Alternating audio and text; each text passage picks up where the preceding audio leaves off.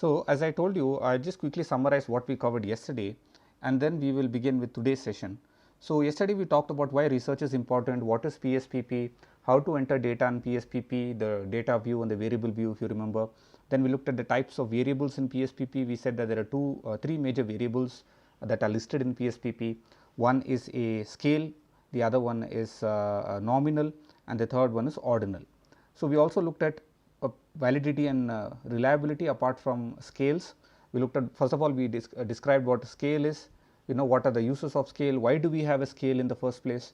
Then we looked at validity and reliability of scales, and then we looked at percentage analysis using PSPP.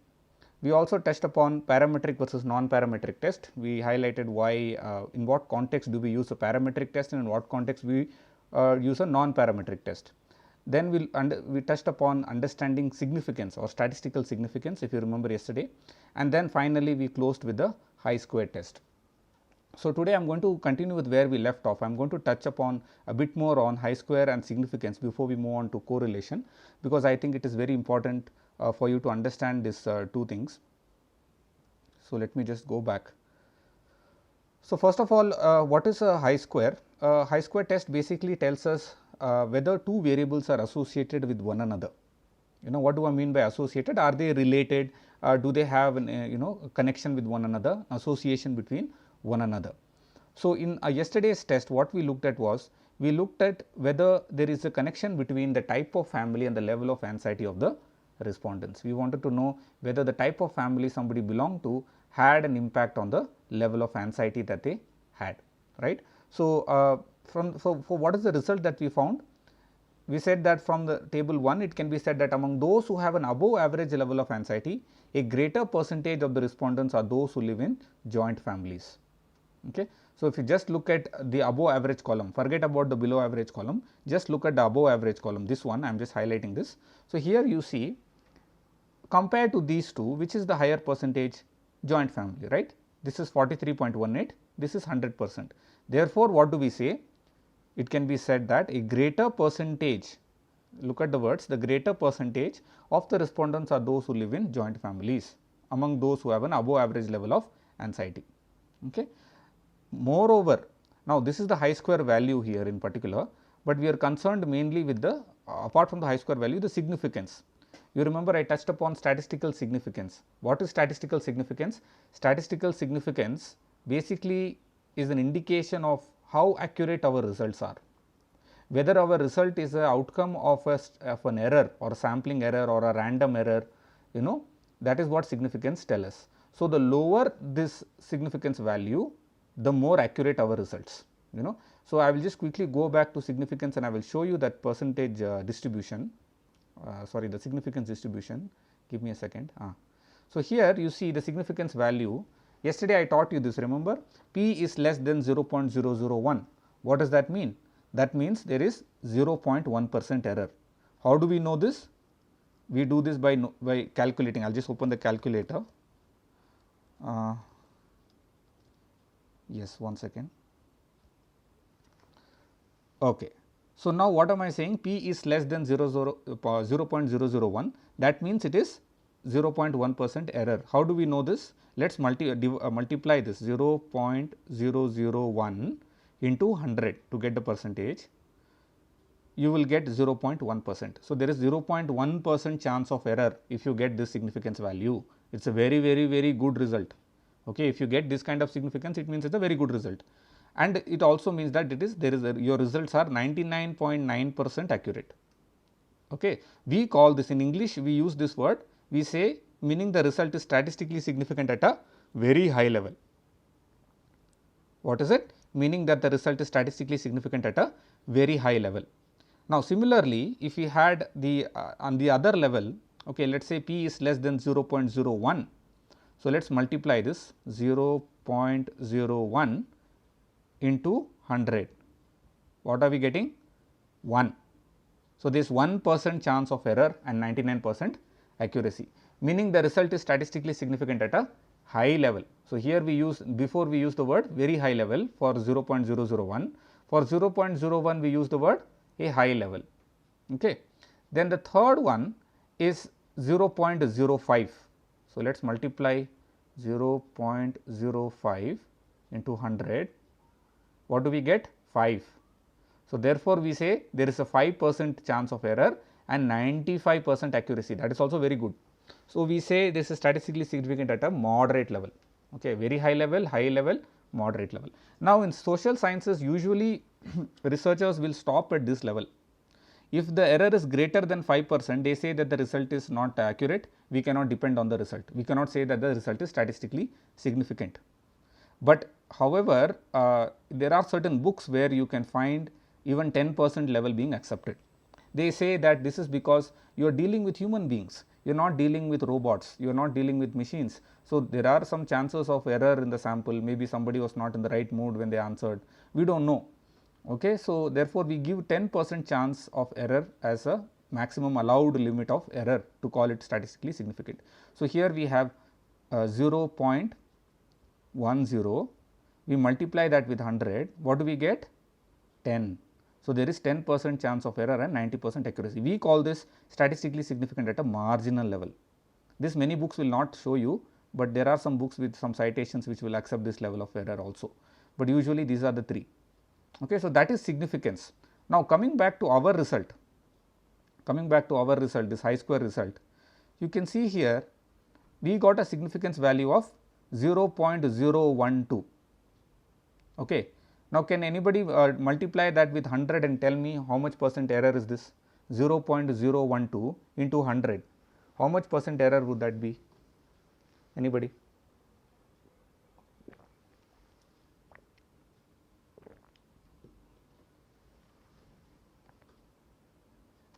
Anybody, can you just multiply 0.012 into 100 and let me know what is the level of error that you have got?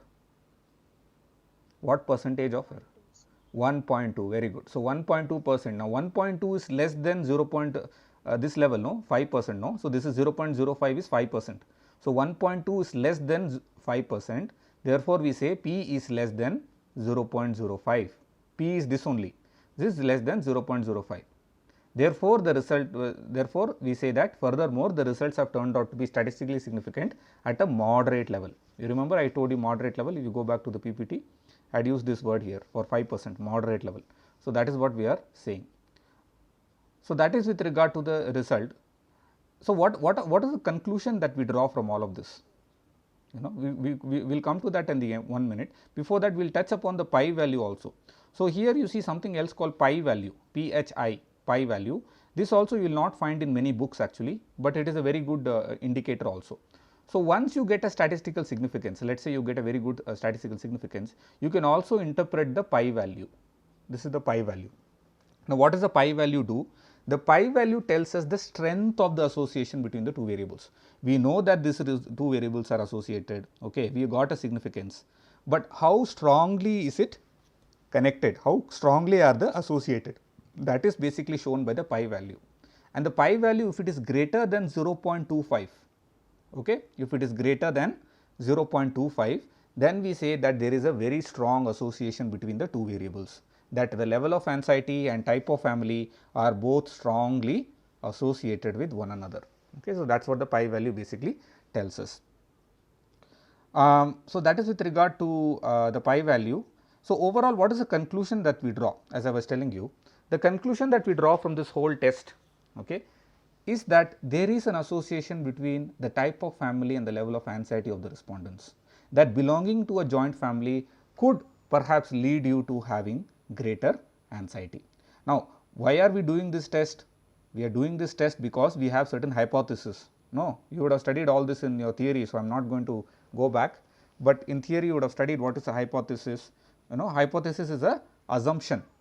It is an assumption. You are making an assumption before you test. The whole point of your research is to test certain assumptions that you might have, and apart from testing the level of the assumptions, you are also trying to prove or disprove a theory. Okay. Now, in this case, what is your assumption?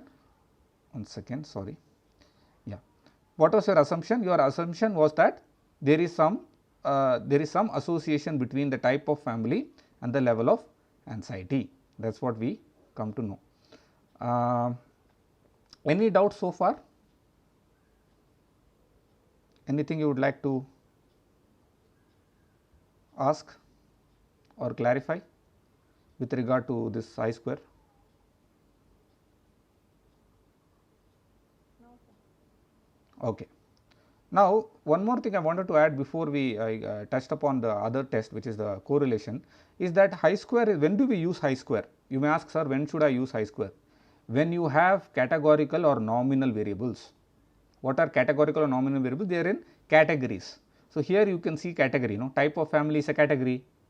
You can't say 15% I am living in a 15% nuclear and 30% whatever. You have to say either you live in a nuclear family or joint family. So, it is a category. So, here this is the categorical variable. Other side also should be a categorical variable. So, when we have two categorical variables or nominal variables, other name for categorical nominal variables, you can use high square. So, here you see level of anxiety is a categorical variable or a nominal variable. What is the level? One is below average or above average. These are the two categories. On the other side, you have type of family, they are in two categories, nuclear, joint. When you have such kind of a variable 2 into 2, it is a good idea to do the high square test. Now, but there are many other factors also that determine what test you should use. I will tell you about that in the end, but this is the main thing that you need to remember. Whenever you have categorical variables or nominal variables, you can perform a high square test. Now, one more thing to remember, this is just a small point. When you do high square, sometimes you may have more than 3 options. Like for example, religion is there. Okay. For example, religion is there. Let me go and do the test. I will show you. You go to analyze. Can anybody tell me what are the steps? Analyze. What is the next one for high square? Does anyone remember? Very good. Descriptive crosstabs. So, here what are the two variables? One is type of family, okay, that we put in the row column. No, now we have done type of family. Let us do religion and see what happens. So, we put a religion in the column, and then in the row we will put anxiety. Let us do and see what happens. Okay, we will go to statistics. We want pi value. We want okay, everything else cells. We want to select. We don't want total. We don't want a row. We only want column. We click OK. So, now you see here, you see there are, first of all, there are many options here, extremely severe, severe, moderate, mild. In this case, we cannot, it is very difficult to interpret the result, because there are some cells where you have 0. Now, in our, this one also we had one 0. Can you see in the joint we had the top one we had 0. But in this case it is acceptable, because we are doing 2 into 2 variables. It is acceptable even if you have a 0 value in one of the cells. That is, nobody in the joint family has below average level of anxiety, is what we get. Okay.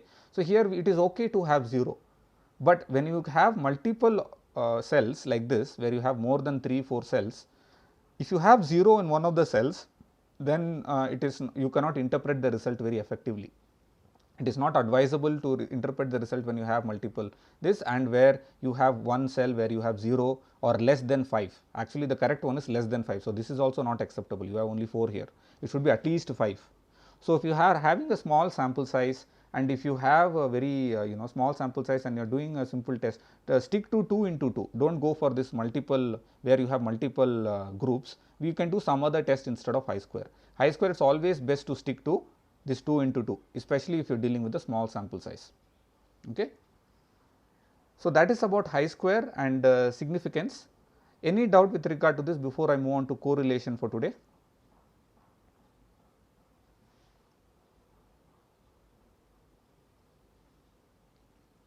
Any doubts, any clarifications?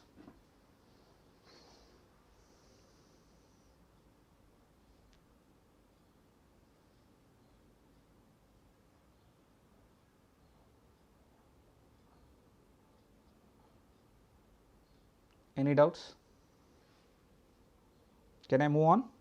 If there are, please feel free to ask, do not feel shy, because it is very important to understand the significance. Without that, other tests you will not be able to understand. Are you clear with the significance, or should I repeat?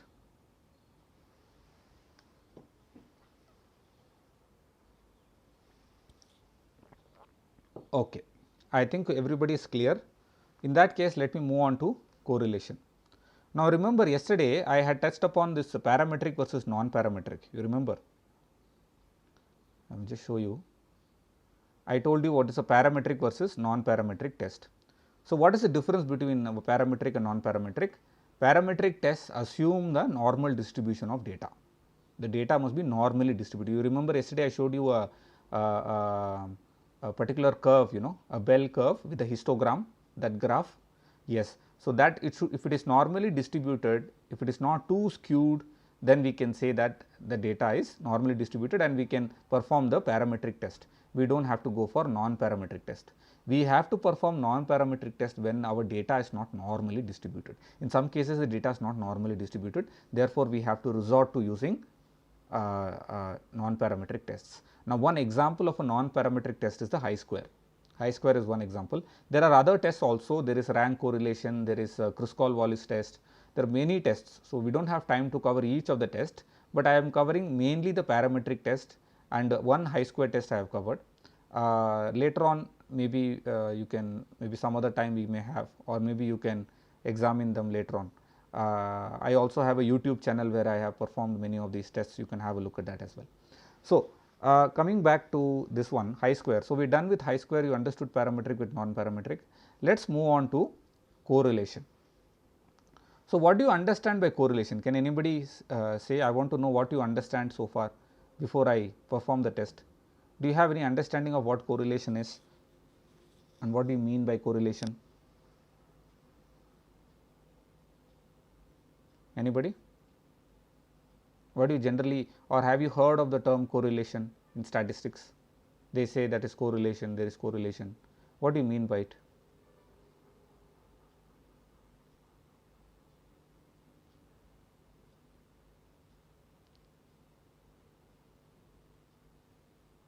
Anyone?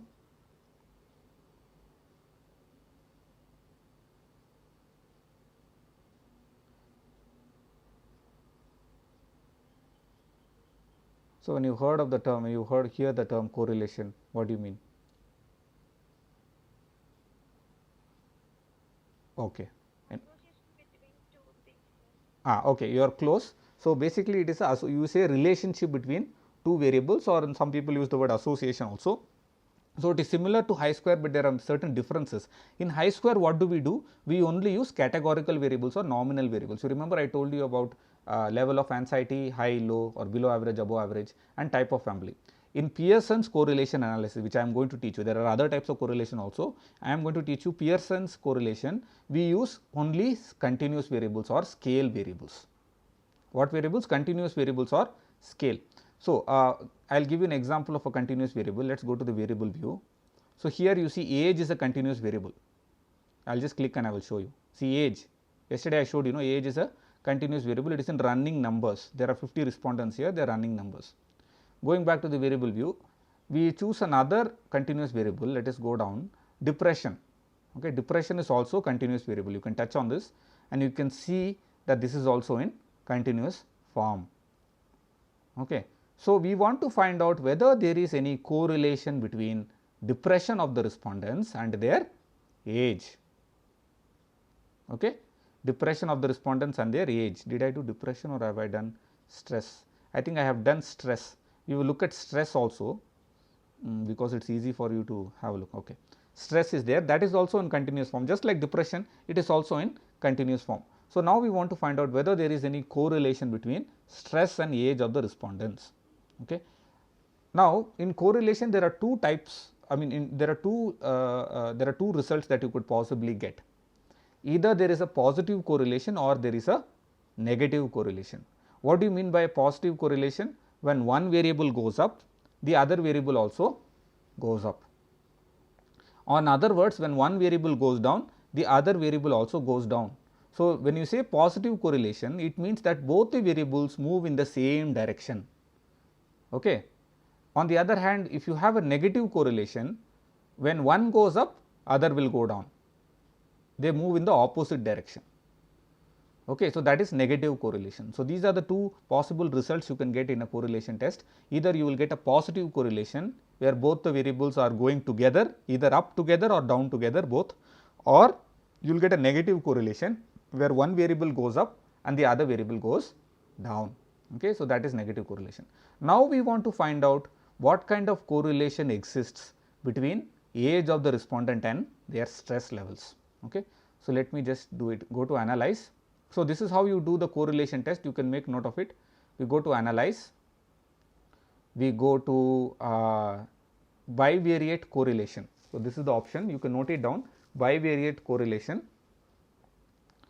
Let me reset, something is there. So, we select age, age of the respondents, where is age? Age of the respondents, and what is the other one we said? Stress, this stress 2, this is the continuous variable, we pull it inside. So, age and stress has been selected. Then we have this option called flag significant correlations, we click on that, make sure it is two tailed, we want only two tailed significance, it is more effective, and then we click on OK. Now, we open the output, where is the output? Yes, I will just make it bigger so you can see. So, here you see there is a positive correlation, can you see here? The value is 0.62. Actually, there is no 0, but you can see it, the point indicates that there is a 0. So, 0.62. Usually, a correlation that is above 5 is considered to be is a good correlation. The closer the value is to 1, the stronger the correlation. Okay. If a variable is 9, let us say there is a correlation value called 0.9, then that means they are extremely correlated, they are very, very strongly correlated. Usually, you will not find such variables, it is very difficult to find. Okay. So, here we have 0.62, which is a good strong correlation, and moreover the significance value, look at the significance, what are we getting? 0.000. Can anybody tell me what level of significance this is? 0.000. What level of significance? Is it very high level or moderate or marginal? Very high. It is a very high level correlation, very, very high level significance. So, let us go and interpret this. I copied this table and I put it in a Word file. So, I will explain, I have created a Word file and I have explained. So, here you have table 3, I will just zoom in. So, you do not have to add everything, okay. You have to only add what is required for your analysis, what your understanding. So, for me what is what I needed was the variable name, that is age and stress. I wanted to do a correlation. So, I put the two variables here. I put the correlation value which is 0.62. Then I put the n is the number of respondents, the sample. Then finally, you have the significance value. Okay. The significance value also you can see is 0.000, that is p, actually it should be small p, p is less than 0.001, because it is 0.000. So, it is less than 0.001. So, how do we interpret this? We say based on the results in table 3, it can be said that there is a positive correlation between age of the respondents and their stress score. In other words, as the age of the respondent increases, so does their stress score. You understood? What do you remember? I told you there is two types of correlation. No? One is positive, other is negative. So, when you say something is positively correlated with one another, what do you mean is that as one variable goes up, the other variable also goes up along with it. And if one variable goes down, the other variable will also go down along with it. They go together, they are of same pair, they go together. So, that is a positive correlation. So, here there is no minus symbol. How do I say there is a positive correlation? There is no minus symbol. If there was a negative correlation, you would have had a minus symbol like this in this one, in the table. It is not there. So, that means there is a positive correlation. Plus is usually not, in mathematics you would have learned it is invisible, you do not put it. So, it is understood. So, plus means there is no symbol here, means it means plus. So, there is a positive correlation between the age of the respondents and their stress score, and that also very strong correlation. This is 0.6 is very good. Moreover, this is another line I have added. Moreover, the results have turned out to be statistically significant at a very high level. Moreover, the results have turned out to be statistically significant at a very high level. P is less than 0.001. Okay. Is that clear?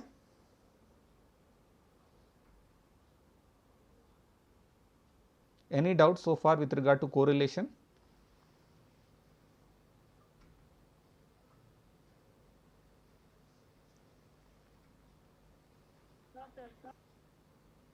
Okay. If you are all clear, now one more thing I want to add is, see, whenever you do these tests, what is the purpose of doing the test? We are doing correlation, we are doing chi-square because of some reason. What is the reason? We are testing a hypothesis.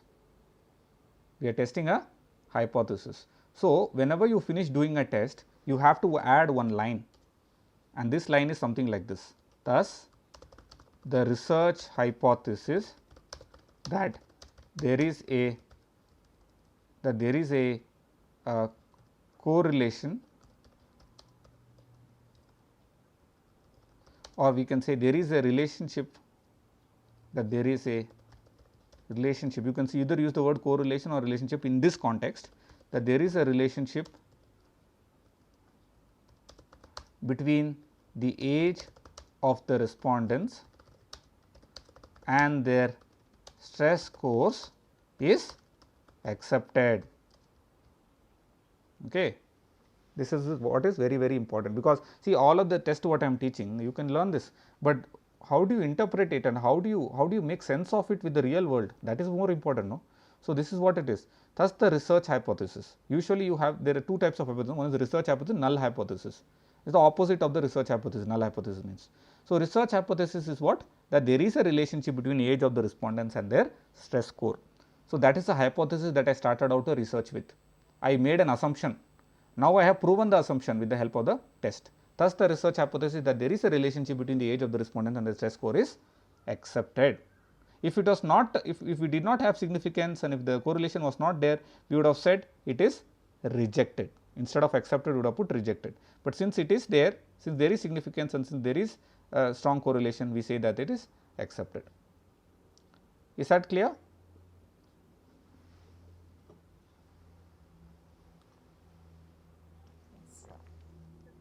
Okay. Now, I want you, since it is a workshop, I want you to do a test. Now, let us do a correlation test between age of the respondents and depression. This one, depression, both are continuous variables. Can you tell me what are the steps I need to do to perform the test? You tell me and I will perform from here.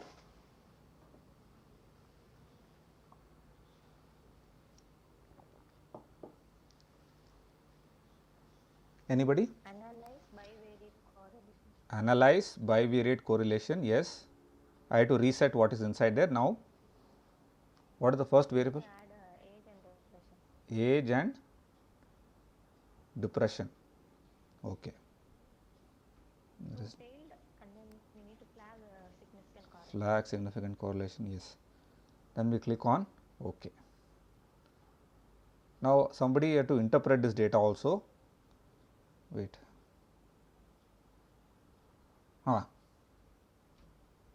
So, this is at the bottom, not this one at the bottom. Can you see this one? So, can anybody tell me what is the result you have got here? Is it a positive correlation between age and depression, and what level of significance is this? Anybody?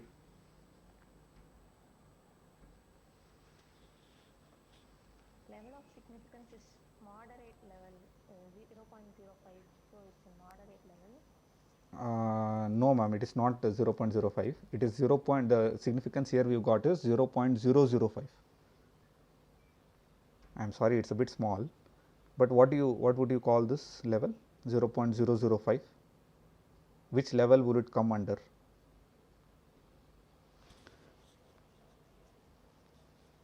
High level. It is at a high level. So, what level would it fall under, ma'am? Like what P is less than what level? Anyone? 0.01. It is 0.01, because it is 0.5% level of error, not 5%, 0.5% level of error. Therefore, it falls under. So, that is high level.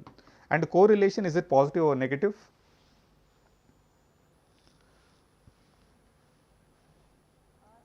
It is positive. So, the value we are getting is 0.39. So, that is not very bad, it is not very good also, it is in the somewhat okay level. So, we can say that there is a correlation between, positive correlation between age of the respondents and depression, and the results are statistically significant at a high level, p is less than 0.01. Now, can anybody tell me what do you mean when you say positive correlation between age of the respondents and depression? What do you understand by this? There is a positive correlation between the two variables. How would you interpret it? What does it mean technically? Both variables increase or decrease at the same time. Yes. So, both the variables increase or decrease at the same time. So, when age goes up, depression will also go up. If age goes down, depression also go down. So, in a more practical way, if I want to explain it, you could say that the older the respondents, the higher the depression score.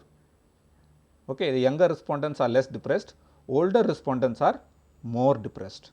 So, accordingly, you have to also not just prove or disprove your hypothesis, you also have to what? You have to plan your intervention. Remember, we are speaking all of this in the context of social work, in the context of intervention or at least suggestions. So, therefore, you have to take this in mind and say that who are the most vulnerable in terms of the mental health issues? They are the senior people, people who are aged. So, that is what the result shows. Okay. Now, this is with regard to the particular population. I mean, this is about IT professionals in a company. So, we are talking about them. So, that is there. Any doubts? No, sir. Okay. We will do once more since it is to get clarity. Okay, bivariate. Now, I say I want between, forget age, I want depression and education. Okay, I will put depression and education, and I will just tell me, interpret this data for me. What are we getting? Anybody can interpret. I will just make it bigger. So, here can you see the value? It is 0.14 and significance is 0.340. So, can anybody tell me what is the result here and how do we interpret it? This is between depression and education. What is the result? Somebody put something in the chat box. I can't read the chat box. If anybody can read it and let me know, because I am sharing my screen. But what do you understand by this result?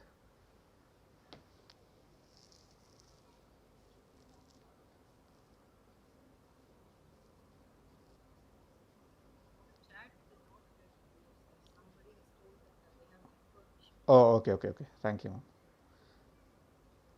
So, how would you interpret this result? Pearson correlation is 0.14 and significance is 0.340. So, how would you interpret this result? What do you understand by this depression and education, the correlation?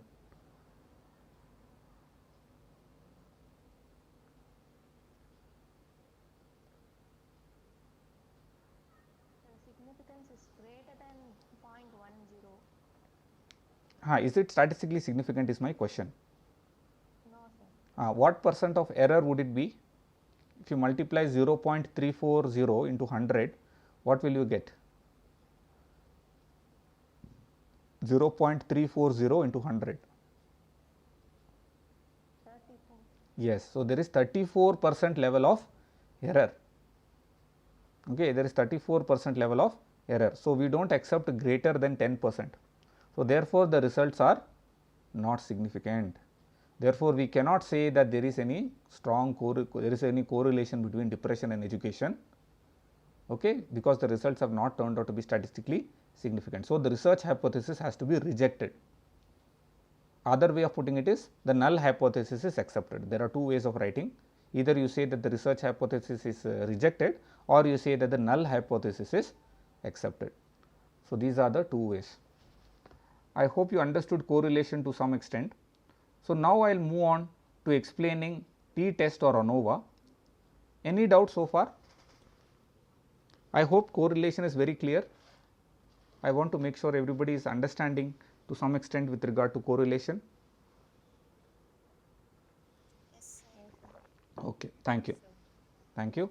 So, now yes, yes ma'am. one doubt, sir. Yes. In chi-square, you told us that you can use 2 into 2 categories only. Yes. Is there any such No ma'am. rule in correlation? No, it is not. There is no rule such as that. As many you can do as many as you want. It is not an issue. So, I will just show you for example, quickly I will show you for example correlation, bivariate correlation. Now, one is depression, we will also put one second, we will put also age, okay. Then we will also put monthly income, then as many as we want, and finally, we can put stress or depression or whatever at the bottom and click OK. The thing is, it is a bit difficult to interpret if you have money, but you can put, there is no problem. Actually, I put many variables together also. So, here you see stress. Now, stress and education, there is no correlation. Can you see? Because there is 0.923 significance, error, that is almost 92% error. But age and stress, there is a strong correlation. We already saw that 0.000. Now, stress and monthly income also have a correlation. Can you see this? Total monthly income of the family and stress. This under this here you can see 0.46 significance is there and 0.28. So, there is a positive correlation between stress and monthly income of the family. The people say, no, what about money? When you have too much money also there is a stress. See, there is a positive correlation, and this is the statistical significance at a 0.0, that is less than 0.05, because it is 0.46% error. So, in that sense, so this is how you, with multiple also you do, always make sure that the dependent variable, the variable that you are interested in looking at, that is the stress or depression, you keep it at the bottom. So, it is easy to interpret like this.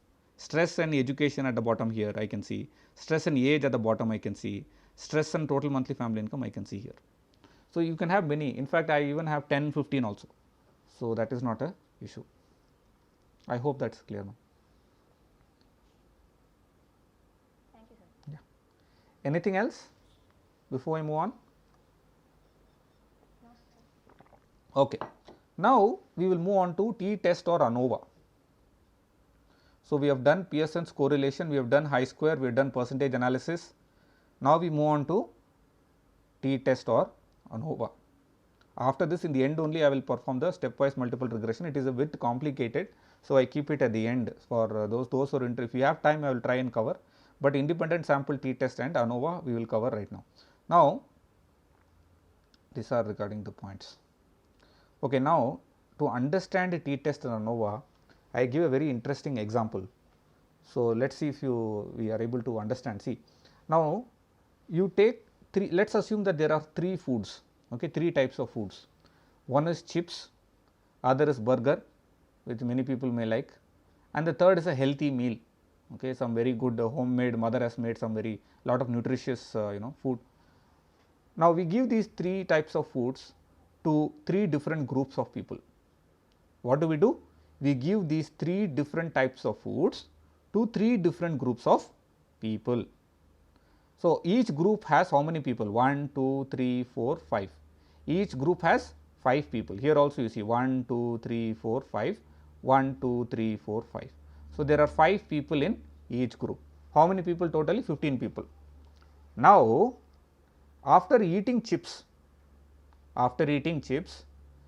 this is the score in terms of how quickly they got hungry again.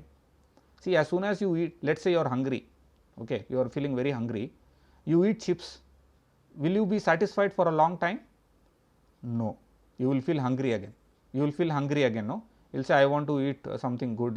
This after a few minutes, you are again hungry, because chips is not a, it is not a very filling lunch. It is not like biryani or it is not like rice. It is just some junk food. It's like muruk in Tamil we say. So, it is not going to satisfy your hunger. So, what is the score? So, the first person, as soon as he eats chips, he or she gets hungry after 12 minutes. The second person gets hungry after 14 minutes. The third person gets hungry after 18 minutes. The fourth person after 16 minutes after eating chips, I mean, and fifth person after eating chips, he becomes hungry after 15 minutes. Now, this is about chips. You saw the numbers, no? Remember the numbers to some extent. We move on to burger. Now, burger is also not a very healthy meal. It is not a very healthy meal. In fact, it also has so many chemicals and all the things. Also, it is not always filling. Again, it is like junk food only. So, here also one group is given burger. The first group was given chips. The second group is given burger. So, the first person after eating burger, he is hungry after 25 minutes. The second person after eating burger, he gets hungry after 26 minutes. The third person after 28 minutes, the fourth person after 27 minutes, and the fifth person after 29 minutes. This is just a random number, they got hungry after these minutes. Okay. So, that is about burger. Again, as I told you, burger is not a very healthy meal, so you won't feel satisfied for a very long time. Then we move on to healthy meal. So, this is a homemade meal, mother has made a very delicious meal, that is a homemade meal. So, in the homemade meal, this is the amount of time they got hungry after. The first person got hungry after eating homemade meal, 45 minutes it took for him to digest that food. The second person 15 minutes it took, third person 55 minutes, almost 1 hour, fourth person 47 minutes, and the fifth person 46 minutes. So, this is the time they took to feel hungry again after eating this food. Now, I will ask you a question, you to tell me which group of people, is there any, first of all, is there any difference in the amount of time it takes for you to feel hungry again after eating these three foods? Is there any difference, or do you think all the food are same?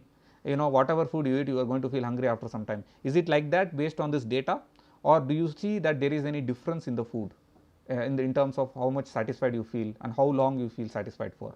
Do you see any difference between these three based on the data? Can anybody tell? I hope you understood my question. So, you have these three different types of foods. One is chips, one is burger, one is healthy meal. There are 5 people in each group. Each person in the group is recording the number of minutes after which he is feeling again hungry after eating this. So, after eating chips, the first person is hungry after 12 minutes, second person after 14 minutes, 18 minutes, 16 minutes. For burger, 25 minutes, 26 minutes, 28 minutes, 27 minutes, 29. For healthy meal, after 45 minutes, after 50 minutes, after 55, 47, 46. Now, I am asking you a question, does the food matter? Does the food play a role in determining how quickly you feel hungry based on the data that you see here, these three groups data, this thing and this thing? Yes or no, and how do you justify? How do you say that? How do you say that?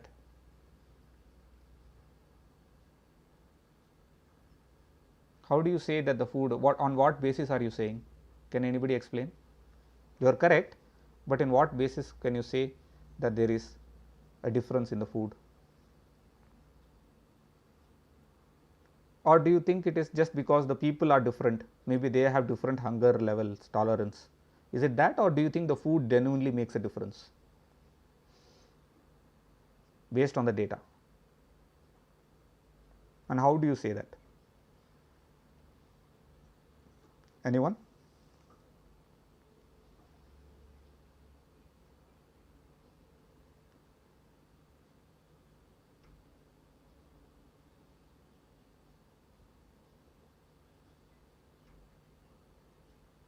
Please feel free to share your ideas on the simple questions Sarah is asking.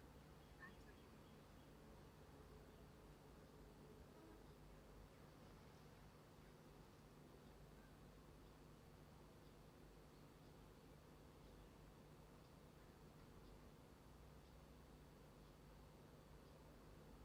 So, the question, as I told you, these three different groups are there.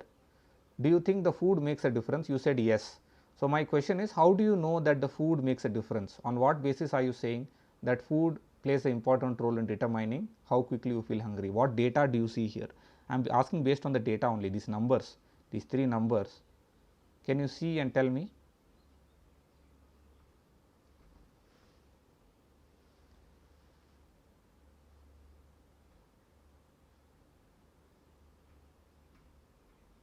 Anybody?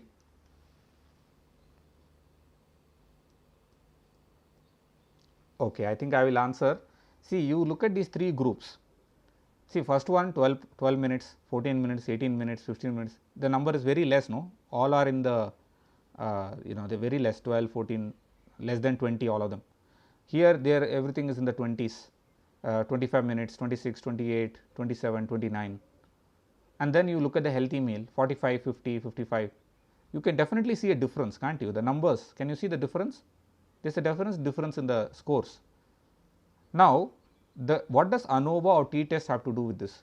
T-test or ANOVA will tell you whether the difference between the groups, these three groups, is greater than the difference within the groups. Okay? Do you understand? T-test or ANOVA will tell you whether the difference between the groups is greater than within the groups. Okay? So, these three groups are there. Can you see that there is a difference? The difference between the three groups is greater than within the group. Within the group is this number. 25 is not great, so different from 26. 26 is not so different from 28, but 25 is different from 50. 25 is definitely different from 45. 25 is definitely different from 12. Can you see? So, ANOVA or t-test will tell you whether the difference between the three groups is greater than difference within the three groups. Okay? So, that is what ANOVA, and when the difference between the three groups is greater than the difference within the groups, then we can say that there is definitely the food definitely plays a role in determining how quickly you feel hungry, that the being in a particular group plays an important role in determining how quickly you feel hungry. Okay, so, that is what t-test or ANOVA shows. In the case of independent sample t-test, we only have two groups. So, instead of this healthy meal, we would only have chips and burger to compare. In the case of ANOVA, we will have 3 or more than 3 groups. So, we can have chips, burger and healthy meal. So, all 3 we will have as part of this group. Is that clear? Are you able to follow? Any doubts are there? Because without understanding the theoretical part, that data analysis you will not understand. Am I clear? Madam, any doubts or anything you want me to clarify before I move on? Yes. It's clear? Okay. So, this is the simplest way to understand the t-test or ANOVA. This is the practical way to understand. All the theoretical things, if I tell in terms of data, it's not going to work out. So, this is the easiest way. These are the 3 groups. So, for ANOVA, as I tell, if you have 3 groups, 3 or more groups, you can use ANOVA. If you have only 2 groups to compare, then you can use independent sample t-test. Okay, there is a difference between independent sample and paired sample, but we are only talking about independent sample t-test, also known as a student t-test. That is another name that they use, student t-test or independent sample t-test. So, what did I say in terms of independent sample t-test? If you have 2 groups, we use independent sample t-test. If you have 3 groups, you use ANOVA. Okay. All right. Ma'am, can we take a 5 minutes break and can we come back at around, can we come back after 8 minutes, maybe at 4 o'clock can we come back, if it's okay? Yes. So, once we come back, we will cover ANOVA and t-test very quickly, and then we will cover regression. With that we will end. Also the type of what test you should use, I can give you some advice. With that we can conclude. Okay. Thank you.